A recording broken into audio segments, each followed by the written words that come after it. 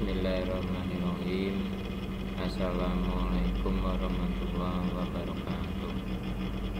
Salam sejahtera untuk kita semuanya. Selamat siang mahasiswa dan mahasiswi Universitas Tekkom Semarang dan sekitarnya. Saya mengucapkan terima kasih telah hadir dalam perkuliahan hari ini. Mata kuliah hari ini nanti kita akan membahas yaitu tentang hukum perdagangan internasional. Sebelum kita mulai perkuliahan hari ini, kita berdoa dahulu, semoga kita diberi kemudahan dan kelancaran. Amin. Alamin. Berdoa dimulai.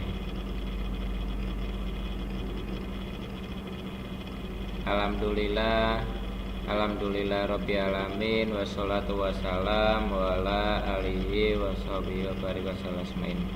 Segala puji syukur kita panjatkan kepada Gusti Allah SWT sehingga kita bisa bertemu kembali dalam mata kuliah hari ini, mata kuliah hukum pajak.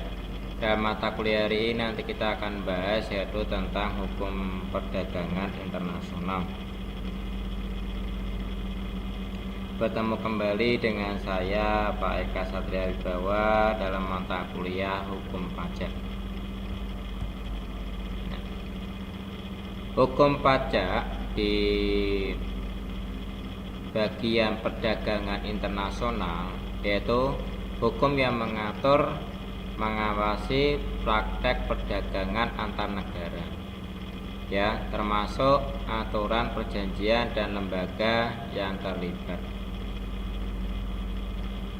Ruang lingkup hukum perdagangan internasional itu mencakup isu-isu seperti tarif, kota, investasi, hak kekayaan intelektual, dan penyelesaian sengketa perdagangan. Tujuan hukum perdagangan internasional mendorong pertumbuhan ekonomi, meningkatkan efisiensi, dan mempromosikan perdagangan yang adil dan terbuka. Prinsip-prinsip fundamental seperti non-diskriminasi, kesempatan yang sama, dan liberalisasi perdagangan. Hukum perdagangan internasional merupakan kerangka aturan yang penting untuk mengatur, memfasilitasi perdagangan global, ya, dengan tujuan mempromosikan pertumbuhan ekonomi yang berkelanjutan dan adil.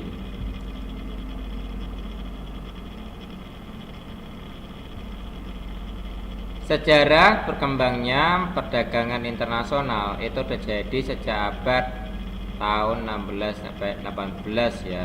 Jadi perdagangan internasional didominasi oleh kolonialisme dan mekanisme, ya. Terus di tahun abad 19 lahirnya liberalisme, ya, ekonomi dan prinsip perdagangan bebas.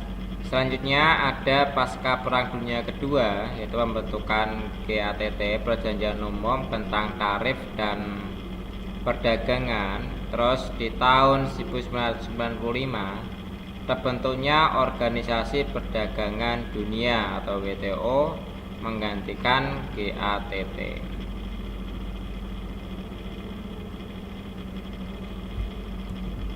Nah, prinsip-prinsip dasar yaitu ada 5, yaitu ada prinsip non-diskriminasi, yaitu menjamin perlakuan yang setara bagi semua negara dalam perdagangan internasional, yaitu termasuk prinsip perlakuan nasional, perlakuan negara yang paling diutamakan, ya. Terus selanjutnya ada prinsip resiprositas, yaitu menerapkan atau menekankan pertukaran timbal balik, jadi ada keuntungan dalam hubungan perdagangan, ya, mendorong kerja, ya, terus saling menguntungkan antar negara.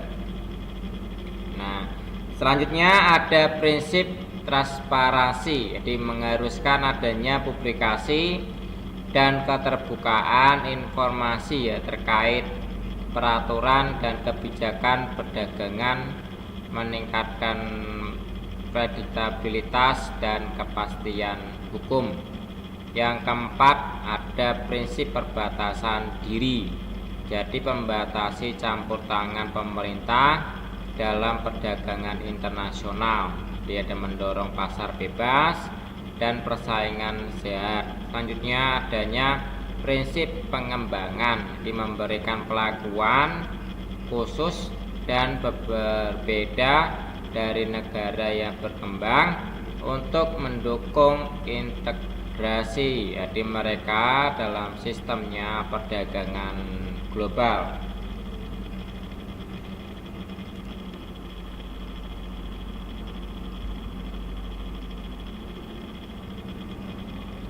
Selanjutnya adanya resolusi sengketa, di penyelesaian sengketa damai ya. Terus ada peran badan penyelesaian sengketa WTO, ada proses penyelesaian sengketa WTO, ada penegasan atau penegakan putusan penyelesaian sengketa, dan adanya tantangan dan isu kontemporer.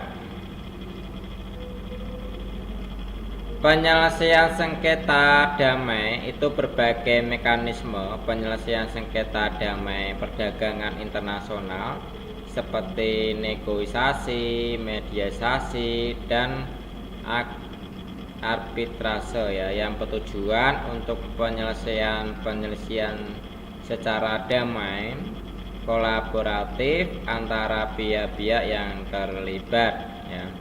Terus selanjutnya ada peran badan penyelesaian sengketa WTO, yaitu fungsinya dalam penyelesaian sengketa dalam organisasi perdagangan dunia untuk menangani dan memediasi ya sengketa perdagangan antar negara ya. Dia adanya anggota berdasarkan aturan dan perjanjian WTO. Selanjutnya ada proses penyelesaian sengketa atau WTO. Itu tahapan proses penyelesaian sengketa dalam WTO, termasuk pengajuan sengketa, pembentukan panel ya, dan pengawasan atas pelaksanaan putusan oleh para pihak yang sengketa. Selanjutnya ada penegakan keputusan penyelesaian sengketa. Dia ada mekanisme penegakan dan pelaksanaan putusan penyelesaian sengketa perdagangan internasional. Dia termasuk pemberian sanksi, ada kompensasi bagi pihak yang tidak mematuhi putusan yang telah ditetapkan. Terus selanjutnya adanya isu-isu dan tantangan terkini dalam penyelesaian sengketa perdagangan internasional, seperti ya pengaruh dalam politik, perbedaan kepentingan ekonomi, dan adaptasi terhadap perkembangan teknologi ya. Ada isu-isunya baru dalam perdagangan global.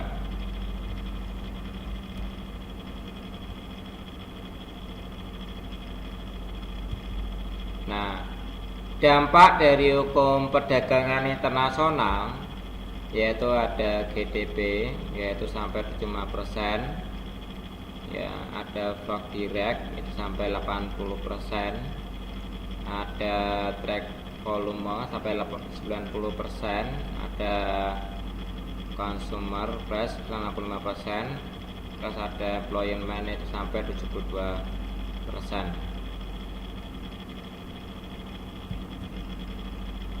Tantangan dan peluang. Dia terdapat tantangan dan peluang dibagi 5 jenis.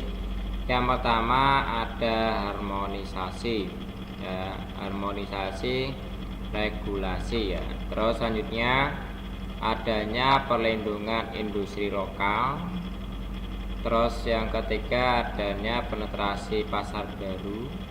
Selanjutnya ada resolusi sengketa efektif Yang kelima, adanya pelindungan hak kekayaan intelektual. Yang pertama, harmonisasi regulasi, yaitu menyesuaikan dan menyeragamkan peraturan perdagangan internasional ya di berbagai negara untuk mengurangi hambatan dan meningkatkan efisiensi. Yang kedua, adanya perlindungan industri lokal, menjaga kepentingan industri dalam negeri tanpa mengorbankan prinsip-prinsip perdagangan bebas. Penetrasi pasar baru, memanfaatkan perjanjian perdagangan untuk memperluas akses ke pasar internasional yang belum terjamah ya. Terus selanjutnya adanya resolusi sengketa efektif, jadi memperkuat mekanisme penyelesaian sengketa perdagangan yang cepat, adil, dan dapat diterima oleh semua pihak. Pelindungan hak kekayaan intelektual, jadi menjamin hak atas kekayaan intelektual dalam aktivitas perdagangan internasional.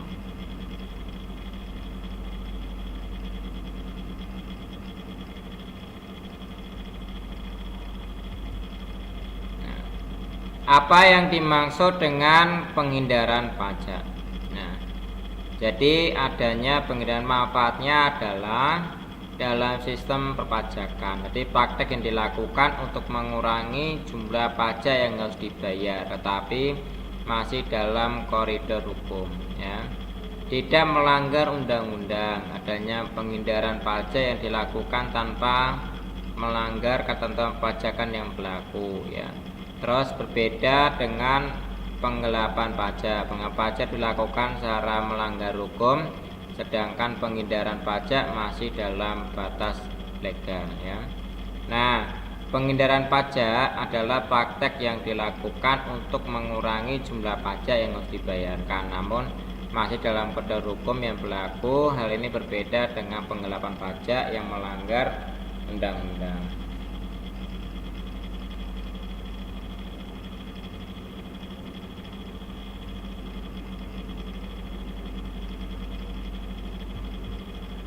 Dampak dari penghindaran pajak. Jadi penghindaran pajak memiliki dampak negatif yang signifikan bagi negara. Jadi praktek mengurangi penerimaan pajak yang sangat dibutuhkan untuk biaya pembangunan infrastruktur, menyediakan layanan publik, dan meningkatkan kesejahteraan masyarakat.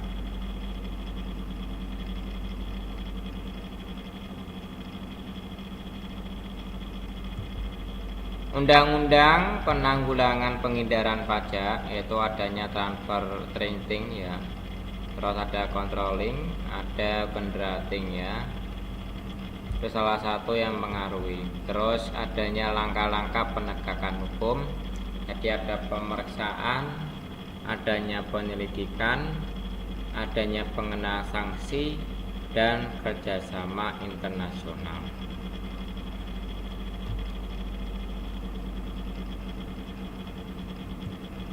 Nah, peran masyarakat dalam hukum pajak ya.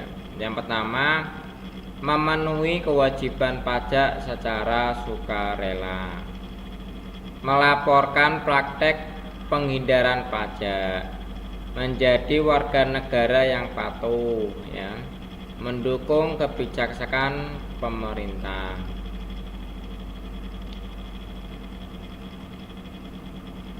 Memenuhi kewajiban pajak secara sukarela, jadi masyarakat dapat berperan dengan memenuhi kewajiban pajak mereka secara sukarela tepat waktu. Hal ini akan mendukung upaya pemerintah untuk dalam meningkatkan kepatuhan pajak ya, dan mengurangi praktek pajak ya. Terus selanjutnya melaporkan praktek penghindaran pajak. Jadi masyarakat juga berperan aktif dalam melaporkan praktek penghindaran pajak yang mereka ketahui ya kepada otoritas terkait hal ini membantu pemerintah dalam modifikasi dan menindaklanjuti praktek pengindaran pajak. Yang ketiga, menjadi warga negara yang patuh. Jadi selain itu, masyarakat dapat berperan sebagai warga negara yang patuh dengan memahami dan menjalankan kewajiban perpajakannya dengan baik. Jadi hal ini memperkuat pemerintah dalam mencegah dan mengurangi pengindaran pajak. Yang keempat, mendukung kebijakan pemerintah. Nah, di masyarakat juga berperan dalam mendukung kebijakan-kebijakan pemerintah yang ditunjuk untuk mengurangi praktek pengindaran pajak. Jadi ada dukungan dari masyarakat yang akan memperkuat implementasi kebijakan tersebut.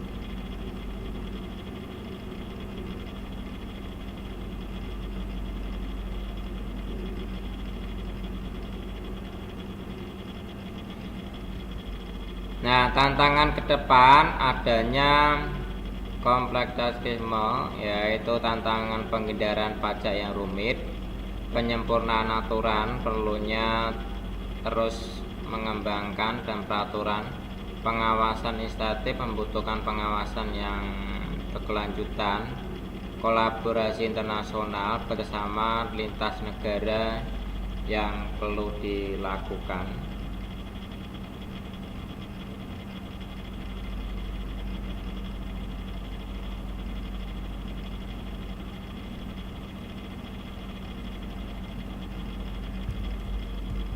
Nah, cara mengatasi pajak berganda di dalam dunia perpajakan, mengatasi pajak berganda, istilahnya perjanjian pengindaran pajak berganda atau tax rally, itu merupakan perjanjian internasional di bidang perpajakan antara kedua negara.